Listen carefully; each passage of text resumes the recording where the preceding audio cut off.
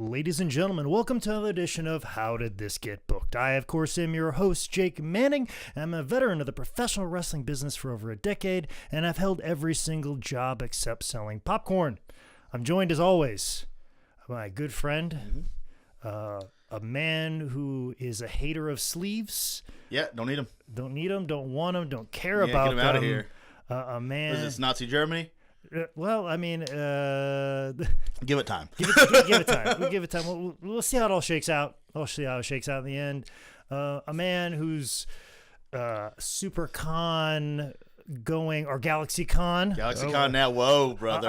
Now you're talking about the competition. Exactly. a man who needs to do some rebranding work with me, yeah. obviously. That's the reason we cut you, dog. Zane Riley. Zane, how are you doing? How you doing, Xbox favorite wrestler? How you doing? That's all I'm going to put him over. Don't want to talk about it anymore. That was actually a month and a half ago.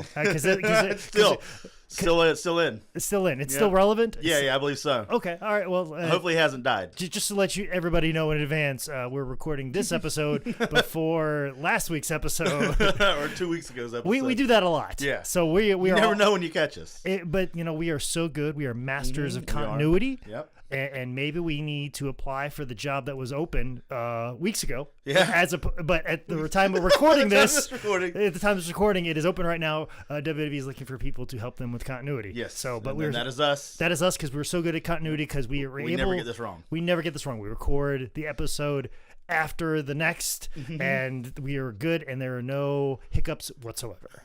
Once you hear 2 weeks ago's episode, this one will make sense, even though this one might not make sense right now. And I'll make sure that we talk about it that way when we record that one in a little bit. Absolutely. And considering we've been dicking around longer than usual, that means there's no guests. So this is obviously one of the pop culture's wrestling and pop culture shows, which are always rough, roaring, good time. Always my favorite. Always, because it's just you and me. Get out of the way. It's easier to schedule. It's a lot easier to schedule. That's really why I like it. We may do more of these just because it's just easier to do. Once we go on a tear of just movies and whatnot, you'll realize that we are out of friends. And these are the ones we get the most feedback on for whatever reason. Hey. Just us going back and forth. Well, I mean, these are also a little bit more easy accessible. Yeah, I think so. Like mainstream media, like people have seen the topics that we usually discuss. Like we discussed the Baywatch episode, which if you haven't listened to that one, go check that one out. Please, that's one of our favorites. That's one of our favorites. It's been getting a lot of feedback at the time that this is recorded. Hopefully we've got even more feedback in the time that this is released. Hopefully so. Hopefully the one we don't do here in a little while eats a whole bunch of shit in the next 2 weeks. Yeah.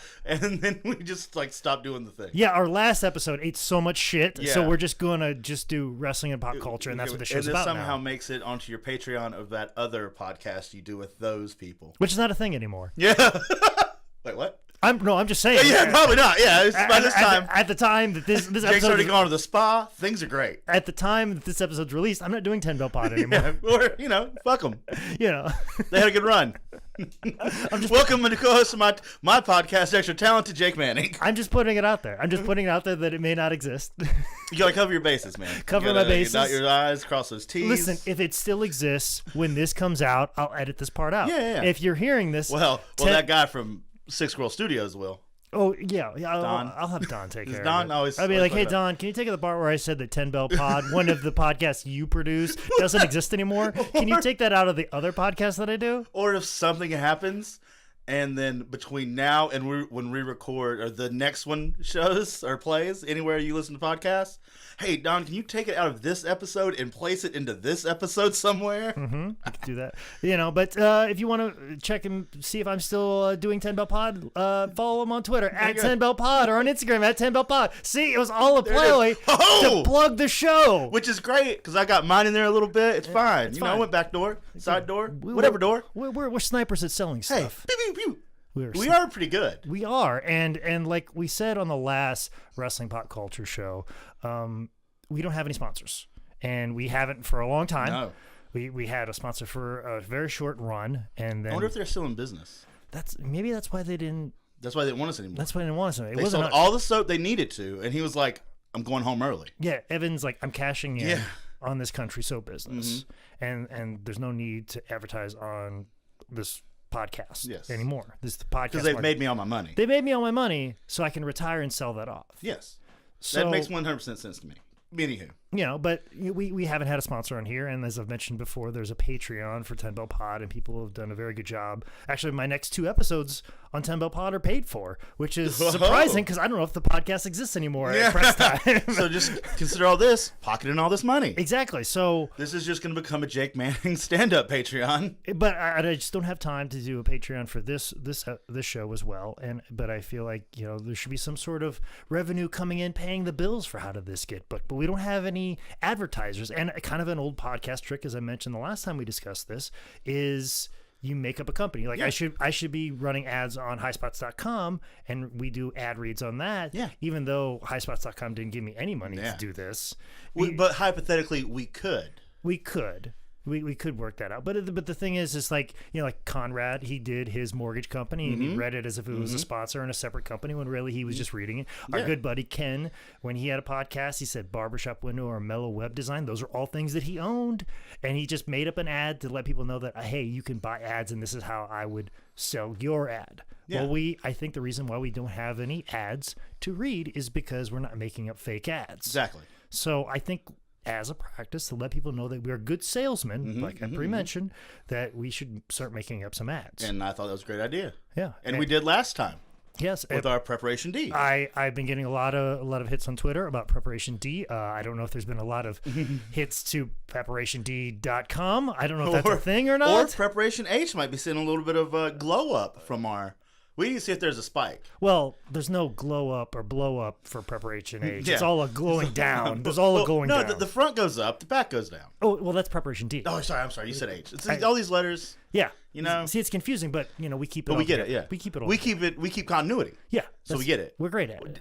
Don, just go ahead and mark that part out where I fucked it up. Yeah, and this part out where I explain I fucked it up and talked you to take out the fuck up. Yeah, Don, take that out. Yeah, and what Jake just said. Exactly. Okay. But what we're going to keep in is how good of salesmen we are. Fantastic. And Zane, I understand that you have an ad that you would like to read. Well, Jake, you see, it's apropos for the situation.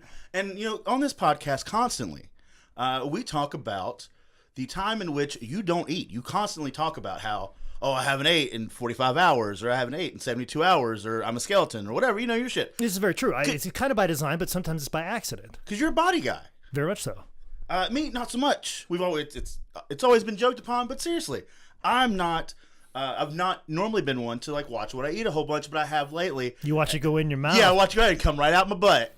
Ooh. Use that Preparation D. Take that backside down. Boner Jam cereal the front side. They're not a sponsor though. They're not a sponsor. Not anymore. They're out. They're gone. They're gone.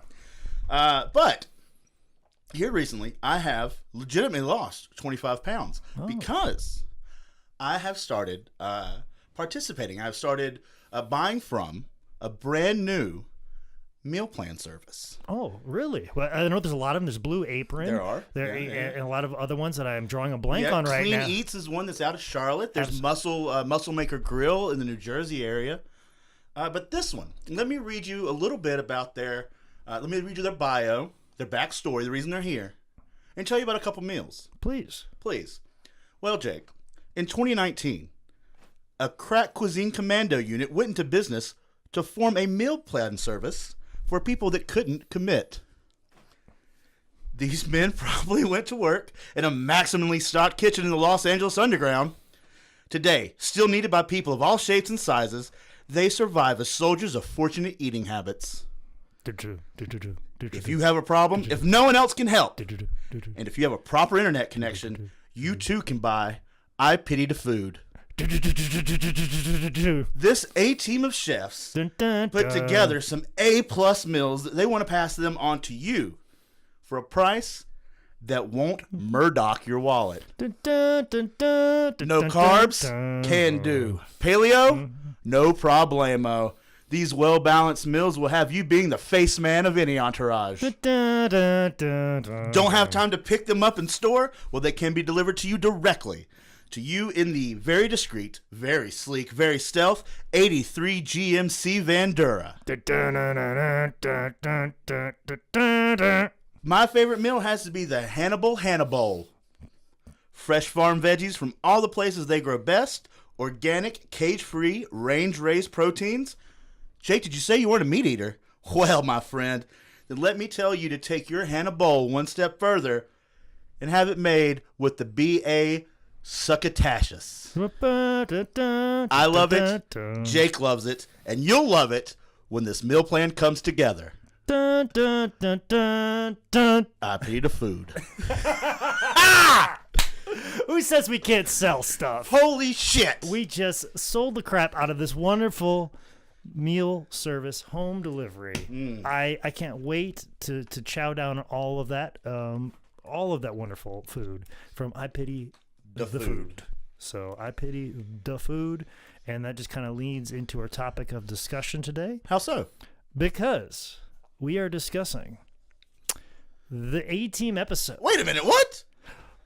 I just independently came up with this idea to sell a meal plan service based on, maybe, hypothetically, coincidentally, the A-Team. And we did an episode on the A-Team? We did A-Team. Oh, we are doing an episode on the A-Team? The actual A-Team, like not the movie. Which was a really good fucking movie. It's a good fucking movie. It is a good fucking movie. I don't care what anybody fucking says. The A-Team movie is a fantastic movie. When it's on, I watch it. Yeah, of because course. That's what you do with good movies. So, but before we get into the discussion of this A-Team episode entitled Bodyslam, we got to talk about our reviews because we had some people. I want to talk about the reviews just real fast, real quickly. Okay, go ahead. We'll talk out of the front. We'll talk in the back because I want to make it a priority because you guys have made it a priority to leave a review on iTunes and Stitcher. And for doing so, you will get a free How Did This Get Booked t-shirt by simply sliding in them DMs. May it be, Twitter, Instagram, or even Facebook. I had somebody get up with me on Facebook. Whatever works. Whatever works. You just send me your shirt size and your mailing address, and I'll get that shirt out to you immediately. Sometimes same day when you send the message. Pop it off in that Timber and that Tinder and that Bumble. Yeah. If you get on there, if you find Jake. Oh, I'm not find on me, there. but I'm not on there. Kayfabe that, brother. Trust me, this face is not, It's not ending up at the top of anybody's. There's no right swipes. There's none. There's no way that this face is going to rise above all the fuck boys that are here in Charlotte. Got a face for podcasting. So, exactly. But also too, not only will we get a free t-shirt, you'll get your name mentioned on the podcast until you are dethroned. And right now we have a Reign of Terror on Stitcher by a Modern Barbarian. Oh, what you gonna do, brother? Modern Barbarian, you're still at the top of the poll. You're the most recent review on Stitcher, on iTunes.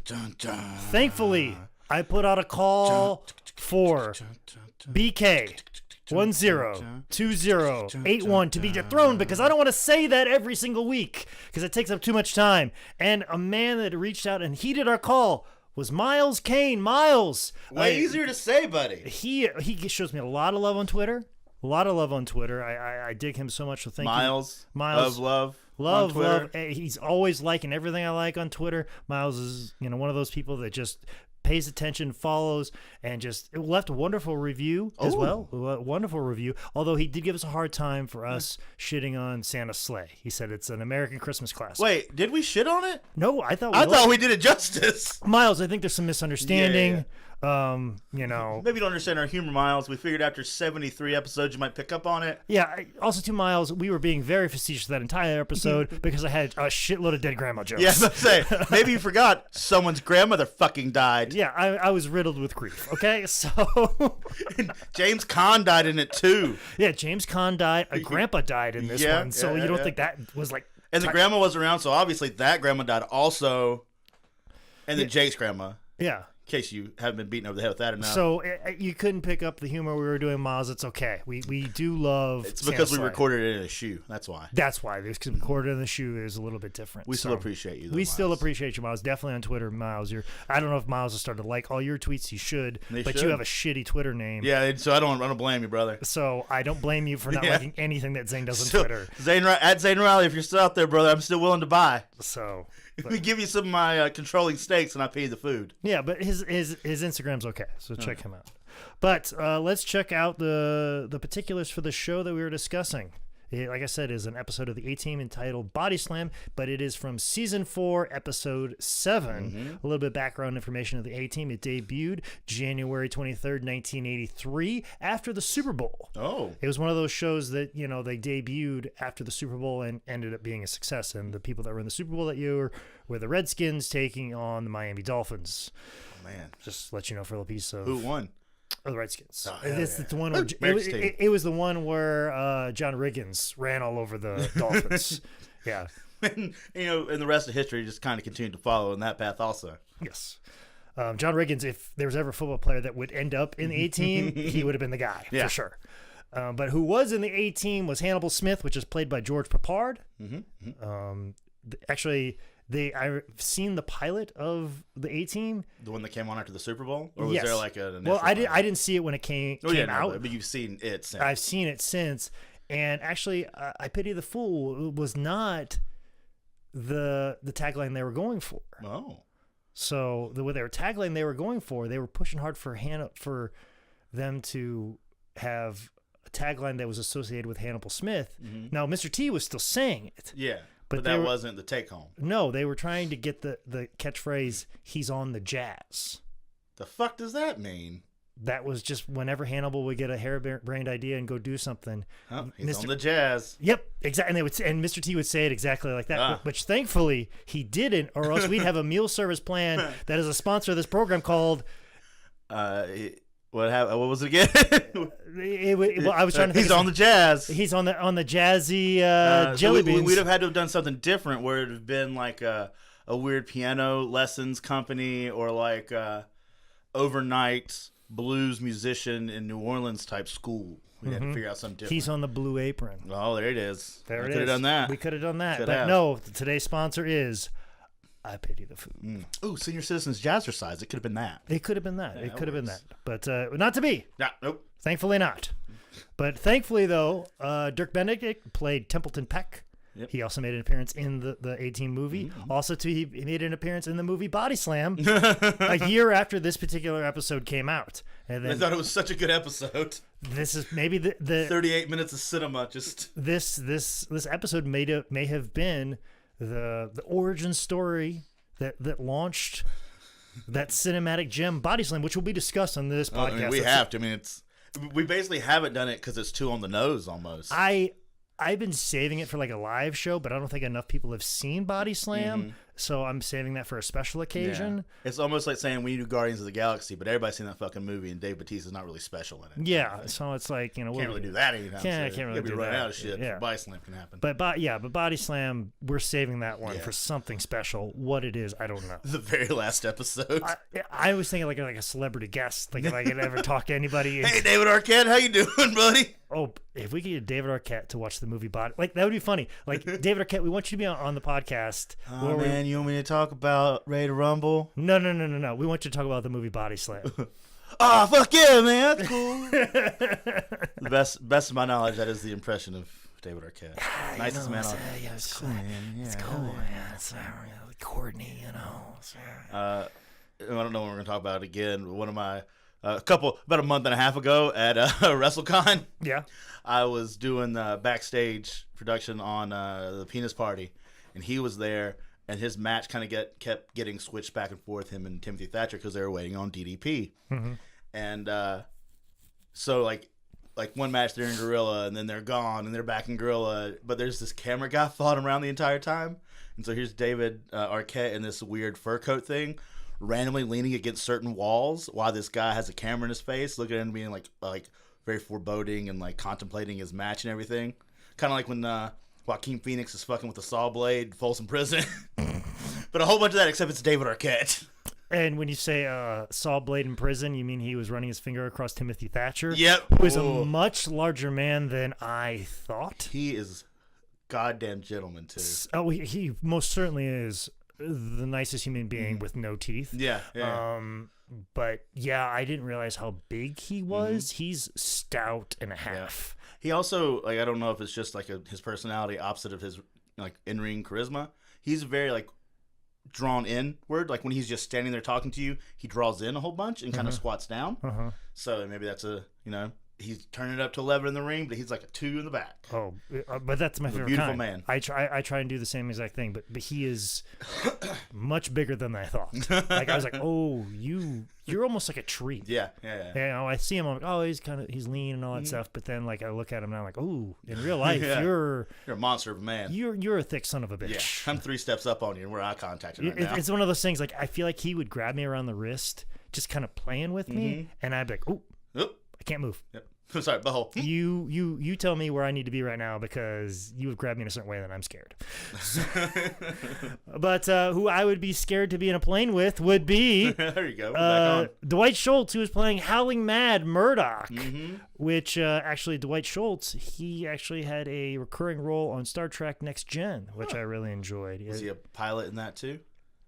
No, I think he was an engineer because he had a yellow shirt on, and like he was kind of like the awkward like engineer, and like no wild man.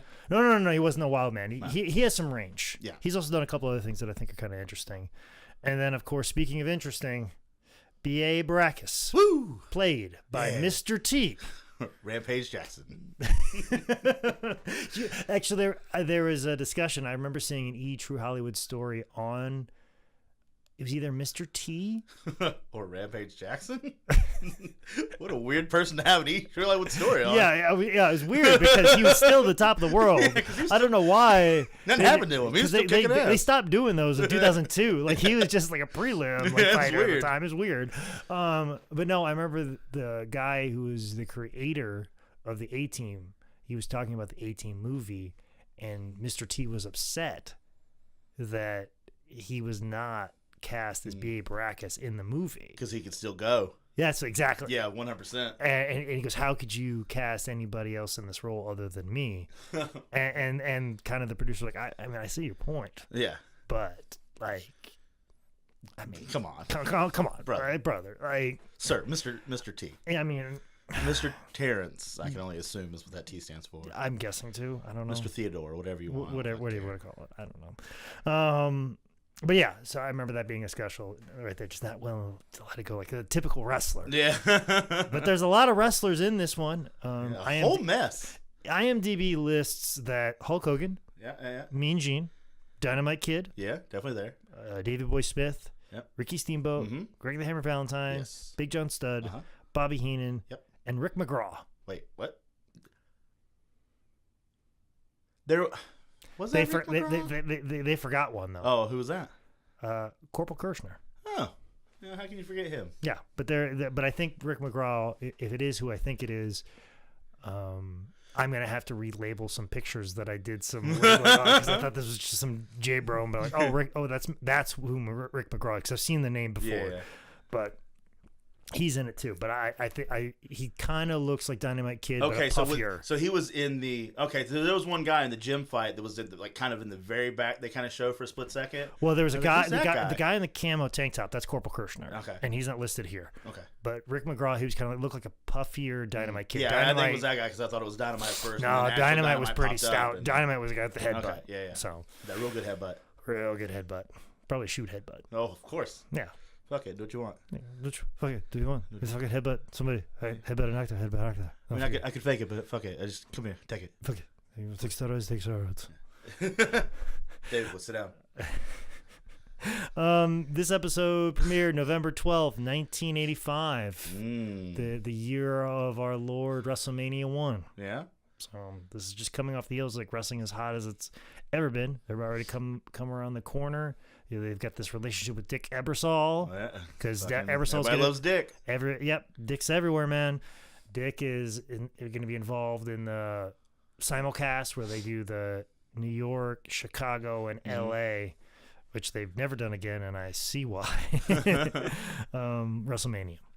The filming locations for this episode was the Olympic Auditorium and the LA Memorial Sports Arena, and of course Venice Beach.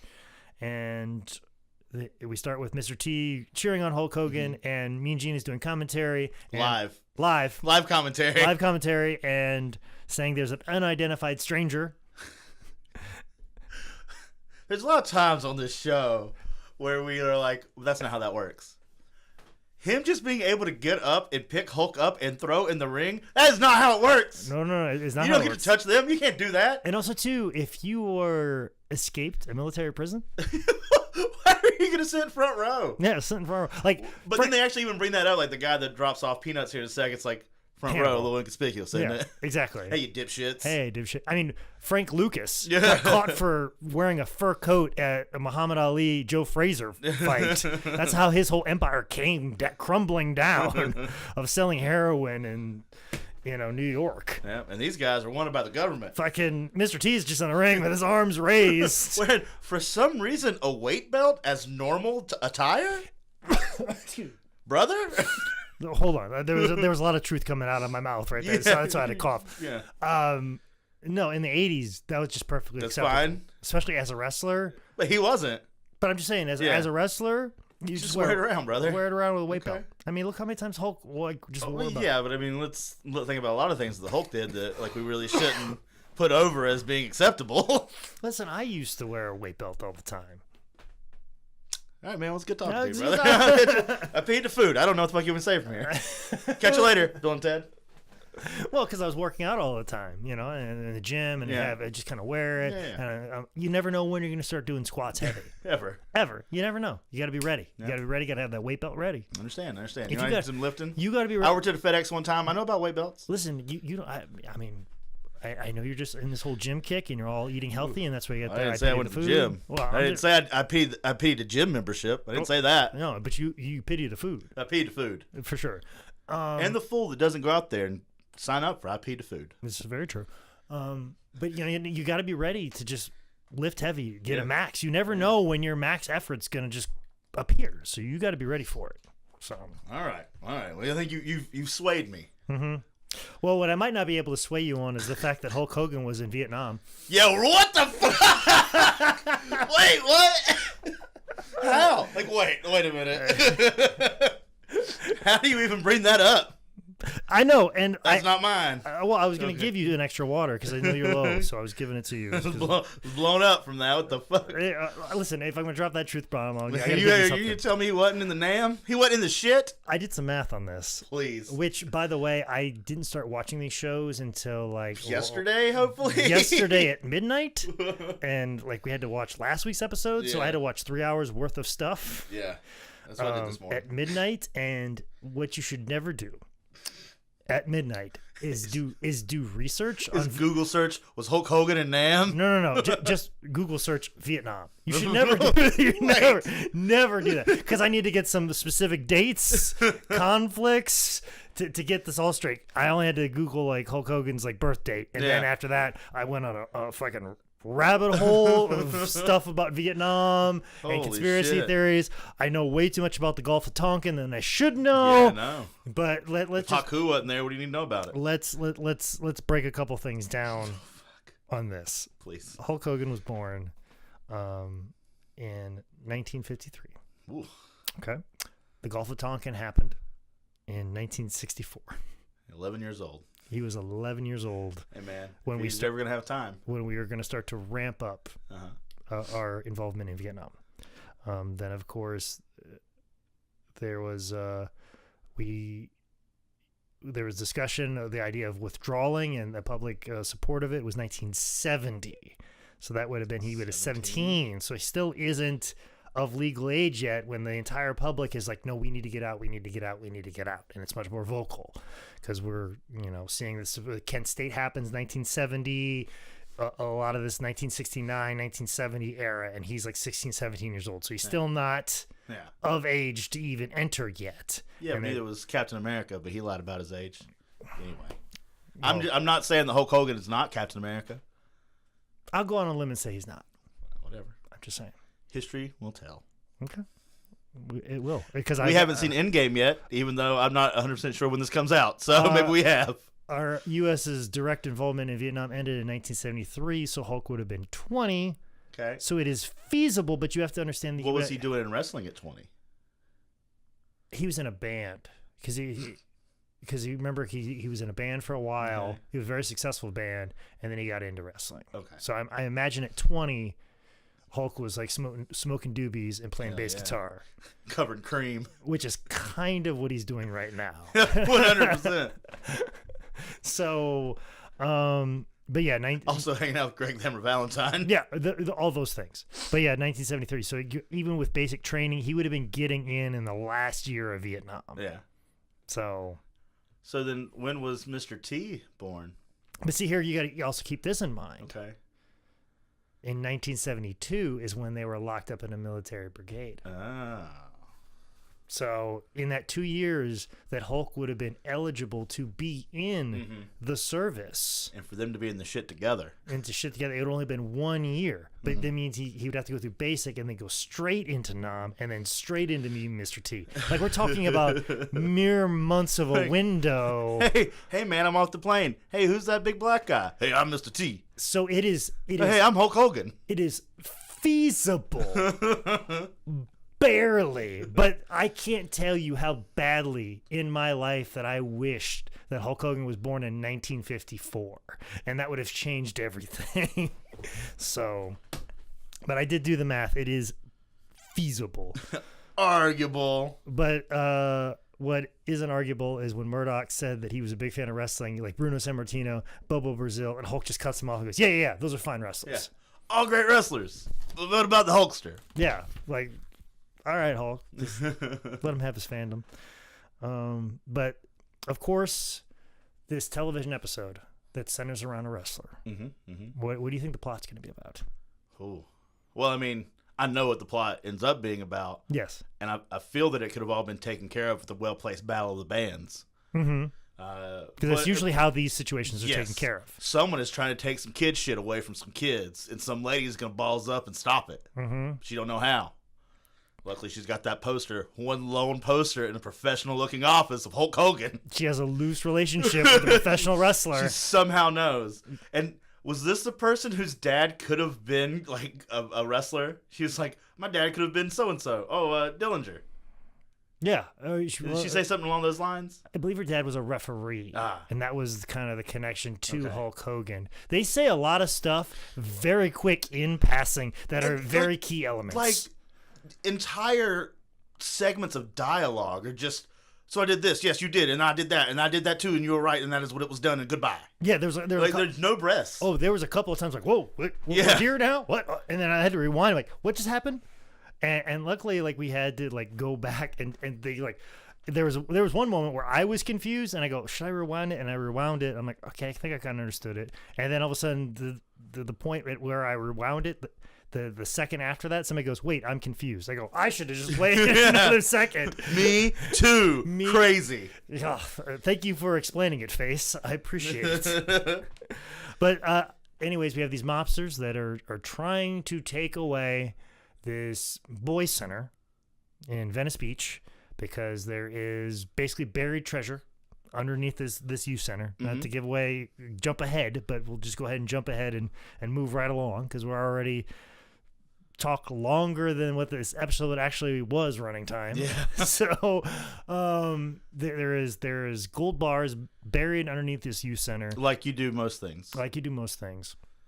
I guess there's a very shady past to this woman's father, who is a referee. And also tied up with a mob. He's also tied up with a mob, but he also was the armed guard of this golden bar shipment. And thus, he buried this on this land, then built this youth center, then she got a hold of this youth center, and now they're trying to take this away from this woman so they could dig up the gold bars. And they've only started to do this. And she has a gun. Yeah, and they're only just doing this because this one mob guy came out of prison. Yeah. They were trying to do it. Wasn't that the dad? The dad. So there's a lot going on. Yeah. So that's big. There's a lot of steps that we get to that. That's that in a nutshell. And there's a lot of confusion, so let's just put that out right there, and we'll talk about the insanity. And all of that was talked about in about 35 seconds in this. Yeah, and there's a lot of nuances to it, and they rushed through that, so we've spent more time on it here on this podcast than they did on this entire episode that was filmed with professional cameras in 1985. But yeah, she pulls a gun. Yeah. Out of nowhere. Why does she have this gun at a kid's place? I don't know why. And why was that kid not startled by the fact there's a fucking gun drawn? I fucking love that kid's reaction to that gun being pulled on like this group of 4 men. He just shrugs his shoulders like okay, another day. Where, you know, Sarah's got the gun again. Like she yelled at a kid once. Pull it out. She better be careful. She don't know how to shoot that thing. They're going to take it from her. All right, well, I'll fuck off. And she, like, pulled that gun very fast. Yeah. Like, there was... It was in the drawer, and then, poof, hand. And she's like, fuck this, I'm going to pull a gun. Yeah. Wasn't even the time to pull the gun. No, it wasn't. Even, the time to pull the gun had passed, in my opinion. Oh, for sure. She was pulling the gun way late. Yeah. Like, if you had a gun to pull, you would have pulled that way earlier. Yeah. And you pulled it way late, and then like the kid just walks in and he's like, "Oh, she's got a gun again." Here we go again. You know, he had a bat. He's like, "Fuck, whatever." And I think his name, of course, as it always is, a random kid walking into any scene is always Jimmy. Yeah. Get out of here, Jimmy! Like it's always that. Jimmy or Danny. Jimmy or Danny. Get out of here, Jimmy. And I just find it funny that they're trying to save this youth center in Venice Beach, and knowing how I know about real estate in California a little bit. Just, I dabble. But assuming. Yeah. But I mean, take what Charlotte's done. Yeah. To some of the more get it. Yeah, like let's put up fucking condos everywhere. Gentrification. Gentrification. You're saying gentrification. Yeah, well, from what I understand from gentrification. I was trying to tiptoe around. Yeah, no, it's fine. I mean, whatever. We hit them head on here. Yeah, we hit them head on. So I was just like, I wonder how many youth centers are in Venice Beach right now. And I Googled it, and there are only 4. Wonder one of those is some fucking gold bricks. Yes.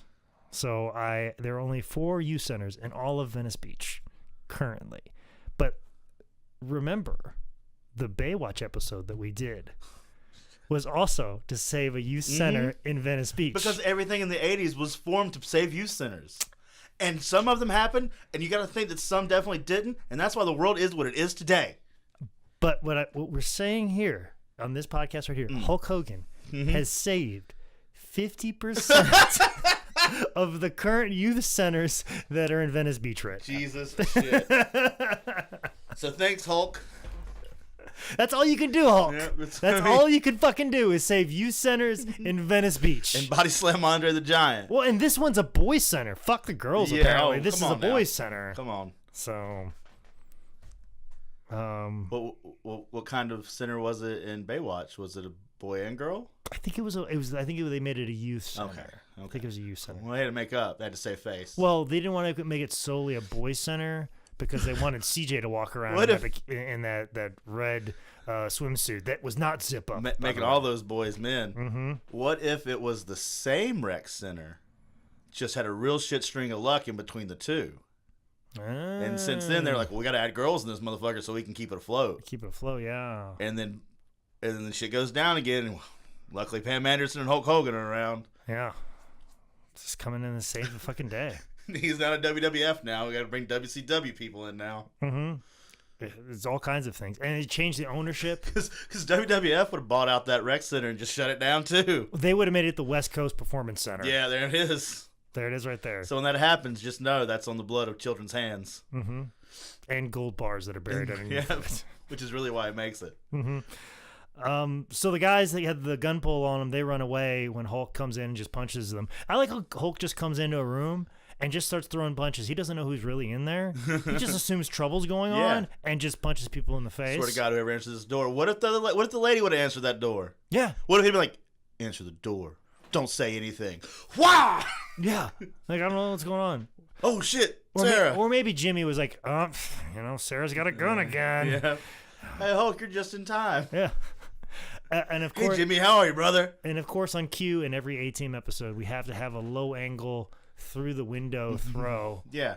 Every single episode has one. It's like a Western. They also have a low angle jump of a car, especially of the van, and usually the van's being launched in the air and something is flying off the van, like the axle or something. Real dirty over there. Yeah, it's debris. It's debris, like something underneath. Like they just launch a van without it have any intent of it landing and driving ever again. That's usually a staple of the A-Team episodes, and we get this for sure here. And if it wasn't for a truck that came up out of nowhere, they would have got him. Yeah.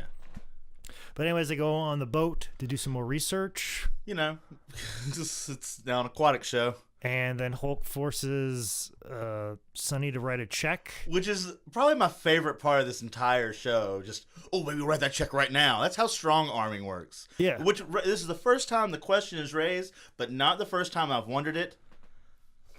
Are they the good guys? Yeah, they do a lot. I mean, she pulled the gun first. Yeah. It was late. Yeah. If she was going to pull a gun. I mean, those other guys were insinuating, but she escalated it. She escalated the situation. Hulk came in and just was throwing punches, no matter who was in there. Just assaulted some people. Then chase people down a crowded pier. This lady's bringing bad elements into her youth center. Yeah.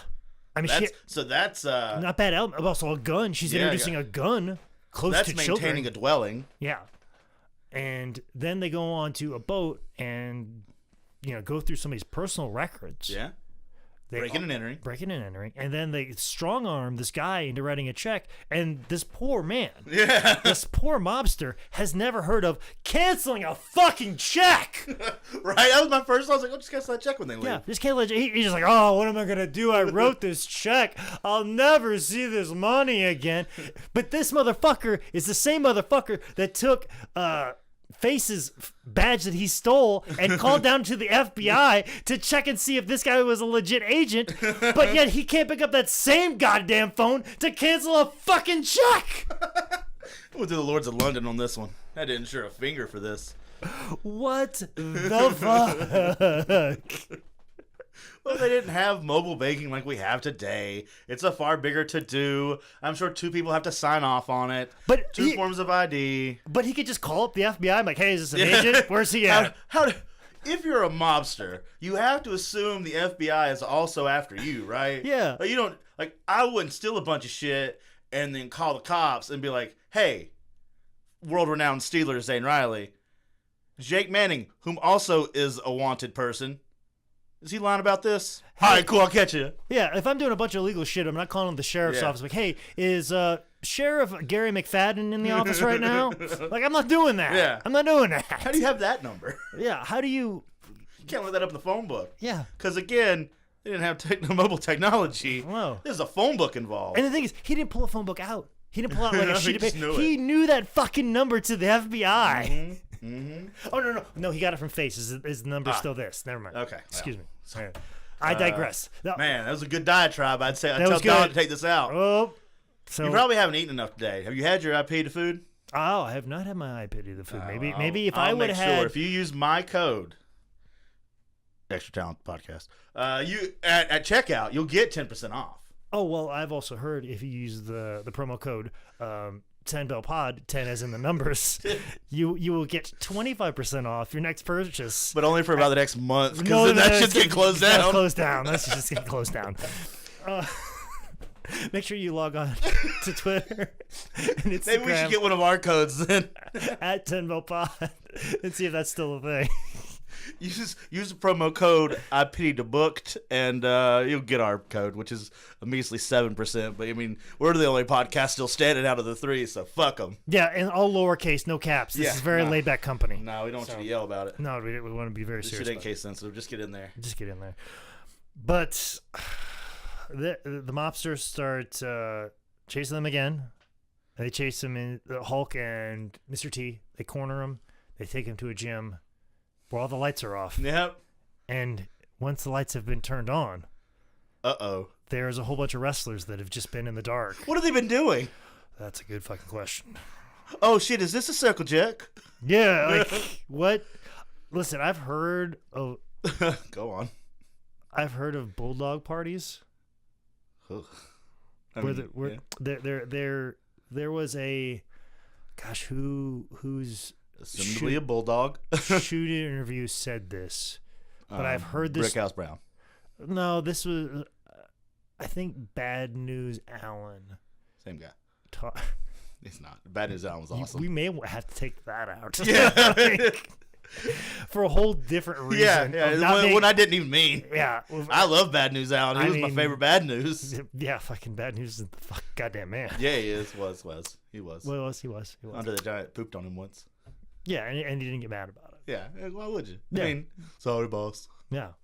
Anywho, you were saying? I think it was bulldog parties. Yes. I think it was Bad News Brown that was talking about bulldog parties, where basically you could go hang. Like bulldogs would have a house party, and they would have. This is all alleged. I'm gonna make this very clear. This is all alleged. I'm not 100% what the source is on this, but I heard the story that there was these things called bulldog parties. Yeah. Where they would have like a bunch of steroids and other such drugs for you to partake in the evening, and you just like, hey, why don't you give a shot of this? And they were just juicing themselves up and injecting them. Drugstore cowboys. Yeah, just injecting themselves on whatever they had available to them. And you want to do it? Fuck it, do it. So what leads me to believe maybe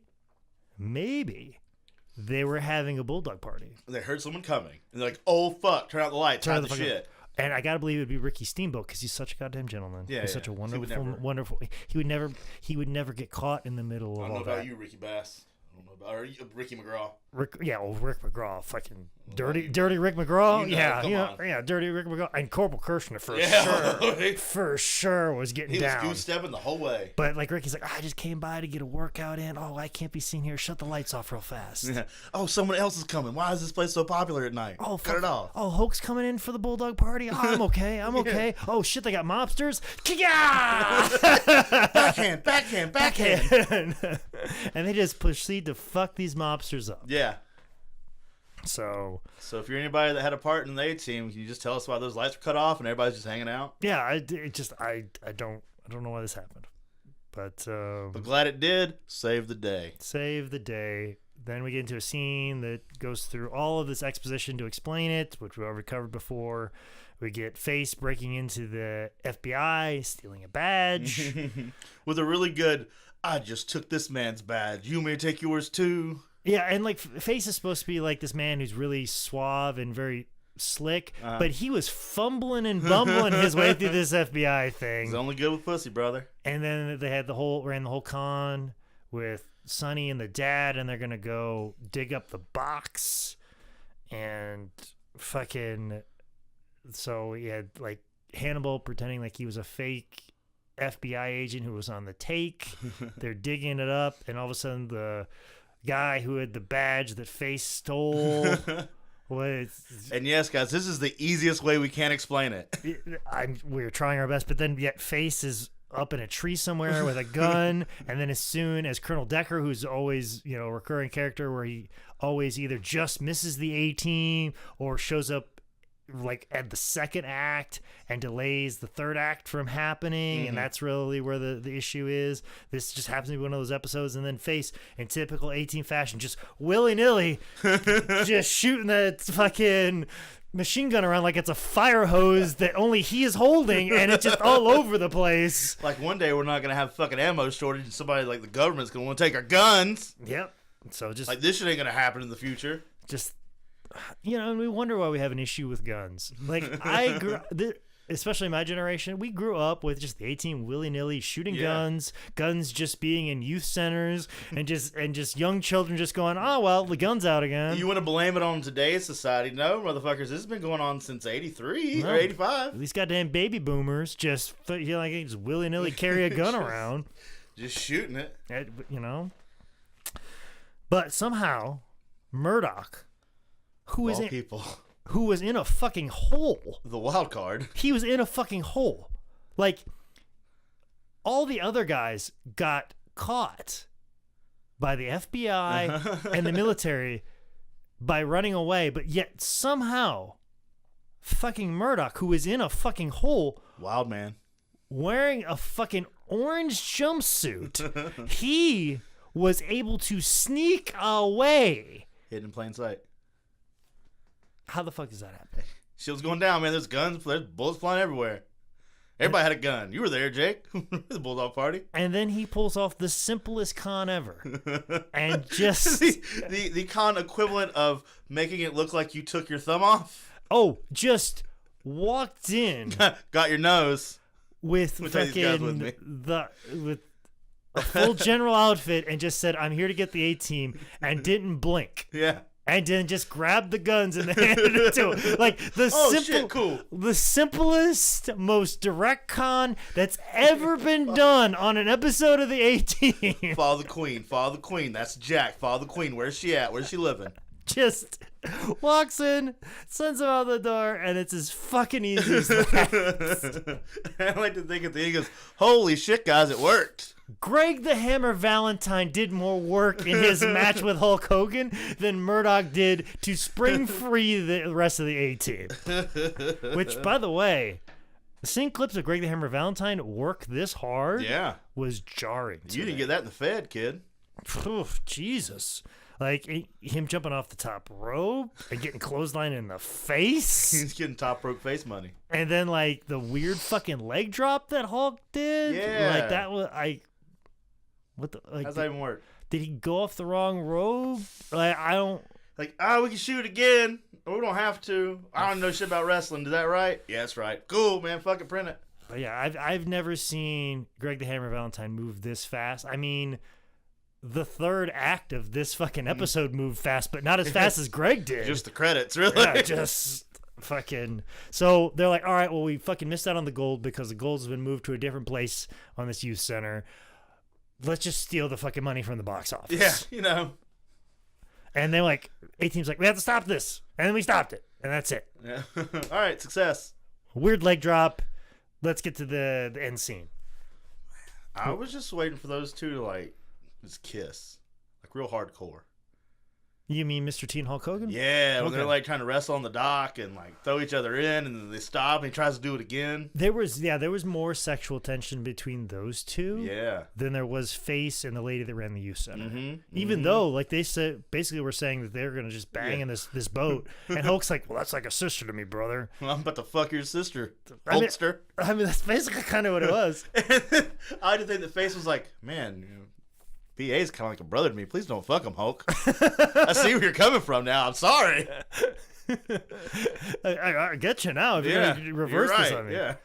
But of course, if we were friends and she was my wife and your wife and we swapped, Yeah. that's a different Totes story. cool, dog. That's all cool, Hulk. Totes cool. That's totes cool. But like sisters and brothers, nah, I'm That's not down weird, for that. man. That's weird, man. That's incest. I'm not in that. That's a different thing you got to search for. That is a different thing. But yeah, that was the whole thing. Is that Hulk said, "I'm not afraid of anything," but BA is afraid of flying, obviously.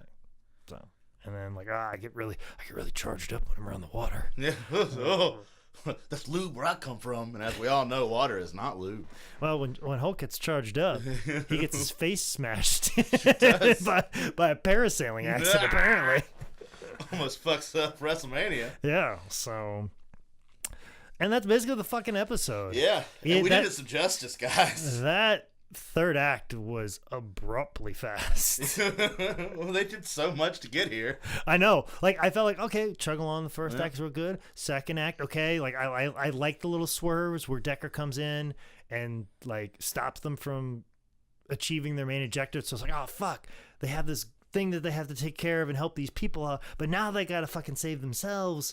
Are they gonna have time to save themselves and fucking do their mission? Those are always like my favorite episodes of the A-Team. But because usually it's like they complete the mission. Hey, Decker's just up the road, and then they take off, and it usually ends with like the low angle fucking van shot of just this van being shot with no intent of it hitting the ground and ever running again. And that's just the end of it. And then they go through the credits. What kind of chassis is a GMC put on a fucking Vandura? I think it's they're just getting like junkyard vans, getting it look close enough to the 18 van, and they launch it out of a cannon, and they It's a set, Hot Wheel, and they just zoom back a little bit. yeah, they set a low angle shot, and it just fucking you see like the axle flying in the fucking air, like Like the Dukes of Hazzard car. yeah, they don't even fucking think about shit like that. And that's the episode. I don't think I like this show. I You love know- the movie. I've watched one episode of the show. I don't think I like it. Well, here's the thing. I grew up a big fan of the A-Team. I had the action figures, and if I was a fucking smart man, You still would. I still would, and I wouldn't have played with them in a sandbox and buried them. I buried, like, oh, he's dead, and I buried him. Oh. Like I wasn't a weird fucking child at all. Like I was basically living the childhood that you thought the Undertaker, the character, actually lived, where he would just bury his action figures in the Set sand. your family on fire? Yeah, like that, minus the setting the family on fire. I did play with matches one time and get yelled at really bad. Yeah, so like haven't we all? and get told I almost burned the whole house down. So there were a couple instances like that where I could have basically been the Undertaker, or at least a 5'11" version of the Undertaker, as opposed to a 6'7".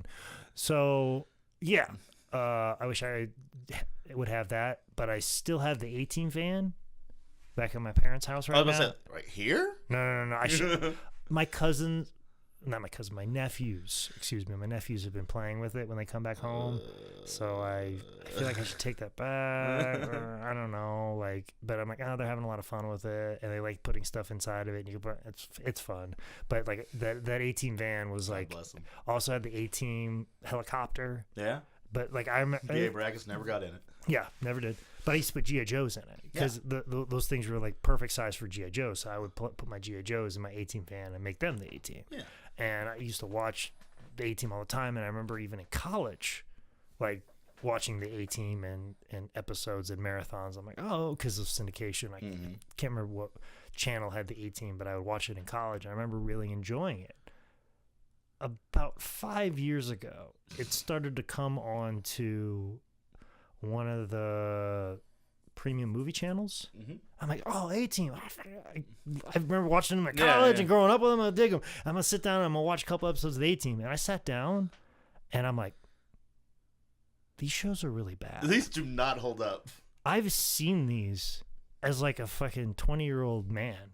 But now as a 30-year-old man, these are fucking tough to watch. Real rough.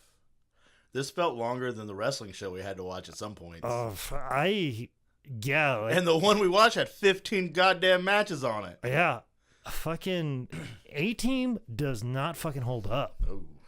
In a world of Game of Thrones, which as we record this is coming back this weekend, but as at this moment in time, there's been so many deaths. Yeah. I promise you. So everyone's gone. Everyone's gone. Show's over in one episode. Yeah, we're coming down to the very end of Game of Thrones. We can't, if you're worried about spoilers on Game of Thrones, we can't give them because we haven't seen them. Even though right now you've seen multiple episodes. We'll make some spoilers and then we'll have Don edit those in.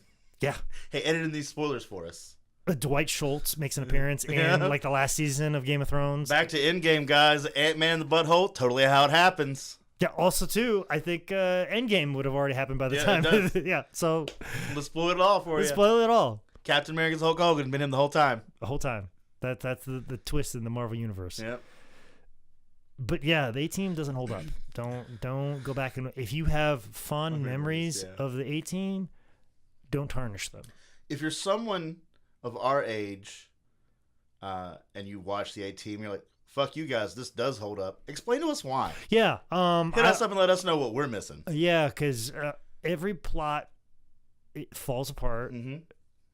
You're confused. There's tons of exposition, and then things abruptly move faster than they should. Like they're paced awkwardly. Some shit just doesn't make sense at all, and you're trying real hard for it to make sense, and things seem forced. Some of the acting is not good. It's like and the other's bad. Yeah, it's fucking hard. Yeah, to watch some of it, and then even to the seasons where they jump the shark, where they get pardoned or they fake their own death. The ones what? There was a season, I think. Gosh, what the fuck was this guy's name? Rampage Jackson. No, there's a fucking guy that he was a bad guy in a lot of fucking. It's not Robert Duvall, but it's Robert something. He was in a lot of like B movies as a bad guy.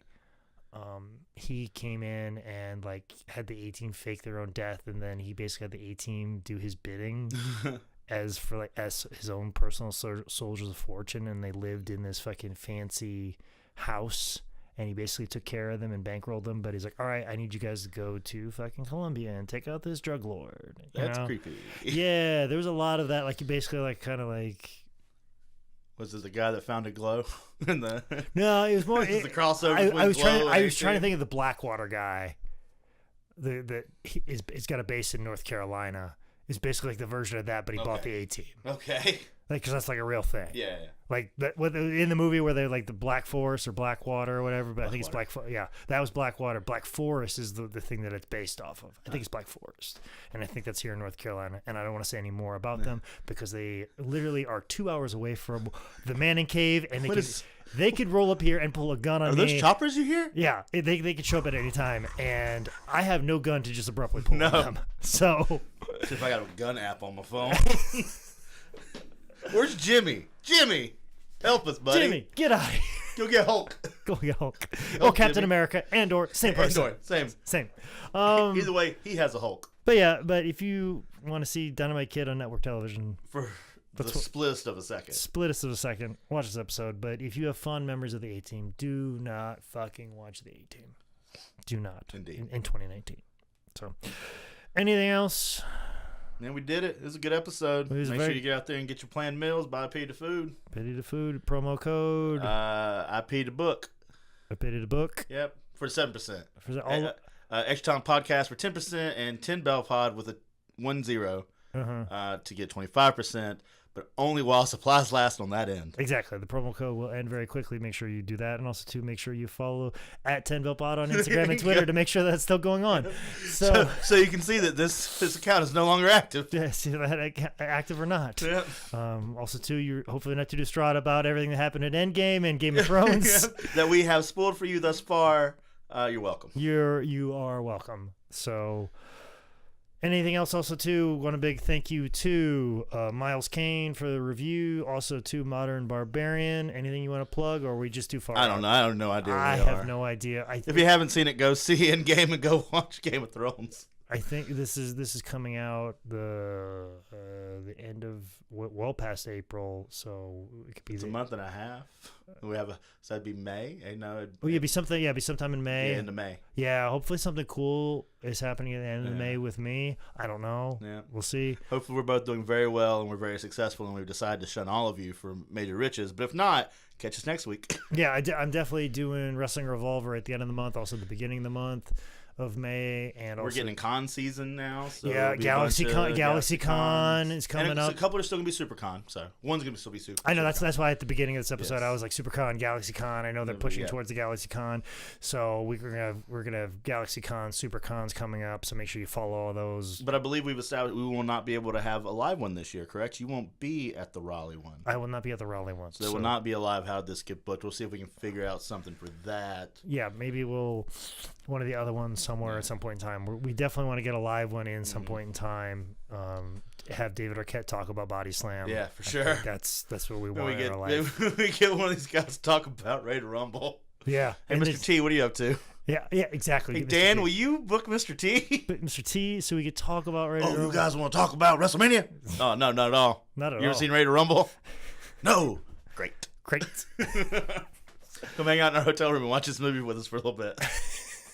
Do live commentary with Mr. T. Yeah, just guys, we record a live episode, but nothing's better than us just putting the recorder down and leaving the room for an hour and a half of Mr. T watching Ready to Rumble. What the hell is this shit? Hot tamale. I get it. But yeah, make sure you follow me on Twitter at ManScoutManning. Also, too, get my regular exit card for everything. Make sure you go on to sixsquirrelstudio.com. Don will make your podcast sound real pretty. What is your Twitter? Fuck your Twitter. What's your Instagram? IAW Zane Riley. Mm-hmm.